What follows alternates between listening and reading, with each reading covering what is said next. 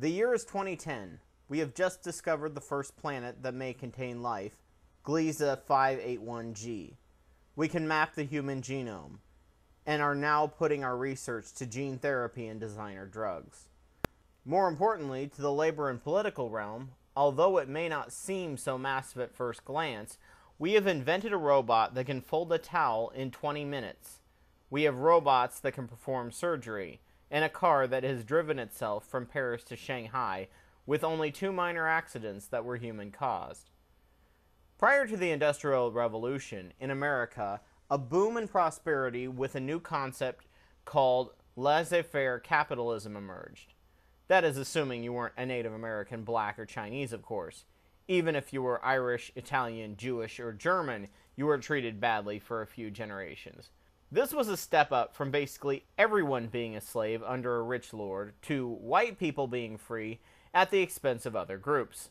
We reshaped the land. A forested and plains land became farms and fields. More former serfs now had the ability to read and go to school. With this higher number of thinking and creative minds opening up, new inventions began to be designed. When education and knowledge and learning was hoarded by the wealthy and powerful, its growth was very slow. Once more people could get that information and education, prosperity exploded. Awareness increased and more rights opened up to varying groups slowly. With this new innovation, a new form of production came about. The Industrial Revolution picked up. No longer were things powered just by water, wind, and animal labor. Things you bought were not made by hand. They were made in factories that burnt coal and were lighted by kerosene. The Luddites rebelled and protested this new change as their craft was dying, but in the end they had to give up their skills and go work for someone wealthy with the means of production. These wealthy, for the first time, now did not have to rely on the land to sustain them. They could just go live somewhere else. They stripped mine, used child and unsafe labor, and paid their new unskilled labor pennies on the dollar for what they were worth. They pumped out smoke to be breathed by city dwellers and poured chemicals in the rivers and streams. The people getting by now didn't have time or money to get their children educated even to a 6th grade level. Company stores and other forms of abuse that governments didn't want to get involved with because they would be government overstepping. Any unions that were formed were busted up, many times violently, and since the rich had their ears to the people in power, as they needed the funds to run elections, many times the military was used to bust up protests and strikes. At a certain point, it got so bad after a bubble and a huge market crash that President Franklin D. Roosevelt, liberally using the Constitution's Interstate Commerce Clause and the 14th Amendment, decided to do what was considered overstepping, and he set up social safety programs including infrastructure, libraries, education, and retirement. Infrastructure and education were given to raise the opportunity, and social programs were set up to ensure that spending would occur even in an economic downtime, as well as to allow everyone to spend the last years of their life with some form of enjoyment and dignity. The economy boomed. Mind you, part of it was due to the fact that our European and Asian counterparts were recovering from a massive war. However, the majority came from the redistribution of wealth, from the rich hoarding all the money and getting more off the backs of people, to programs set up to raise the opportunities of the poorest, which raised society overall.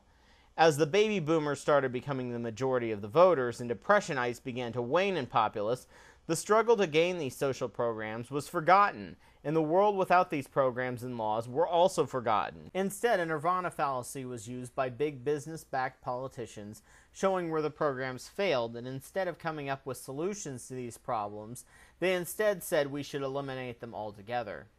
The new prosperous generation, who got all their prosperity and opportunity from the social programs, thought their arguments sounded logical, and they elected Reagan, who began dropping taxes on the rich at record rates. During the 90s, the Republicans got elected into office on frivolous family values policies and immediately began having affairs on top of massively deregulating the banks. The regulatory atmosphere of the banks and the rich led to mass speculation and bubbles we haven't seen since the 1920s. Of course, education and social programs are always the first things to get cut in a financial crisis. Now it is 2010. There is a new factor that will be arising quickly in the next few decades. Like the fears of the Luddites in the past, with their jobs removed by machines, a new menace looms against the unskilled worker. Robots. Take, for example, the new car that can drive itself, or the bus lines being built on San Francisco that runs along a magnetic track. In the next few decades, these will eliminate jobs from probably some of the best paid non-educated labor jobs out there, truckers and bus drivers. On top of that, the robot that folds towels in 20 minutes may not sound like much, but folding a towel is considered the most difficult motor skill for a robot to do.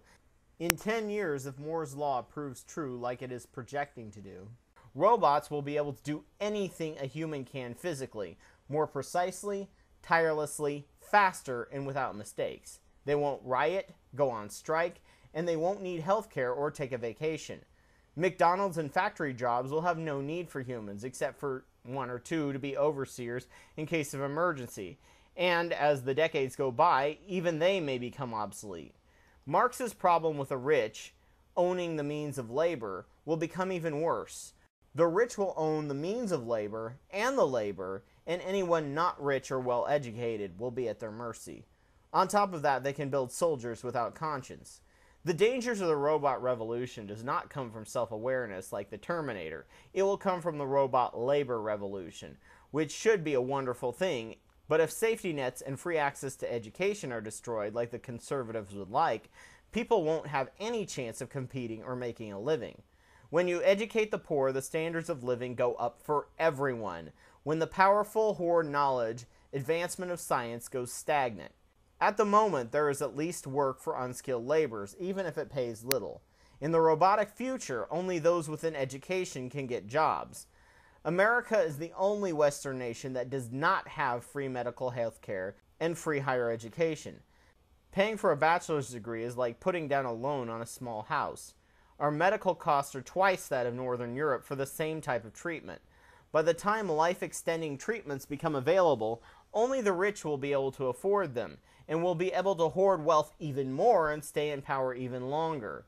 There is very little drive for the poor to get a higher education except in a recession, because not only is it a lot of work and study, but it is a lot of money to pay off and will take decades to see any of your investment come back to you. America ranks 11 in college graduates and lower even still in science and math of all the Western world.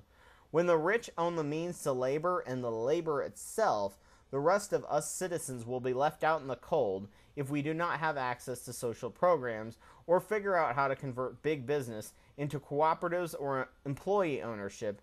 As several of my viewers have mentioned, this country will resemble something out of a cyberpunk story as opposed to the future of the American dream.